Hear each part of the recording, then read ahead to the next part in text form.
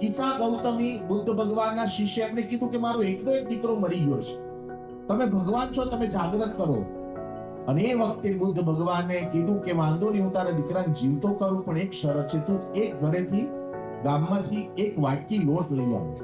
પેલી બાઈ કે તમે મારા દીકરાને જીવતો કરતો હોય તો એક વાટકી શું 5 કિલો લોટ લઈ આવ.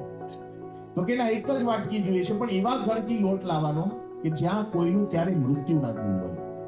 આ બાઈના અંતરની અંદર ગેલછા હતી કે મારા દીકરાને જીવતો કરવો. જુવાન જો દીકરો મરી ગયો છે અને ગામની અંદર ગયા ને જઈને કીધું કે એક વાટકી લોટ મળશે, તો કે લઈ જાવ. શેના માટે? કે મારા દીકરાને જીવતો કરવો છે.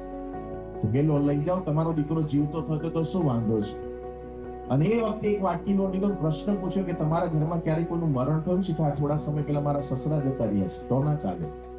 બીજા ઘરે ગયા, બીજા ઘરે પૂછ્યું કે તમારા ઘરે કોઈ નહીં? કે મારા હસબન્ડ જતા રહ્યા છે. ત્રીજા ઘરે ગયા કે મારા સાસુ જ નથી.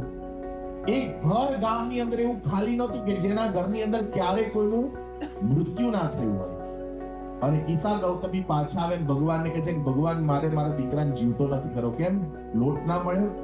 એ કે લોટ તો મળતો તો, પણ ગામમાં એવું કોઈ ઘર ના મળ્યું કે જેના ઘરની અંદર ક્યારેય કોઈનું મૃત્યુ ના થયું. આ લોક જ મૃત્યુ લોક છે. અહીંયા આવેલો એક દિવસ જવાનો છે, માટે તમે મારી પ્રજ્ઞા, મારો વિચારધારા બદલી નાખી, એટલા માટે હું સ્થિર છું, મને કોઈ વાંધો નથી.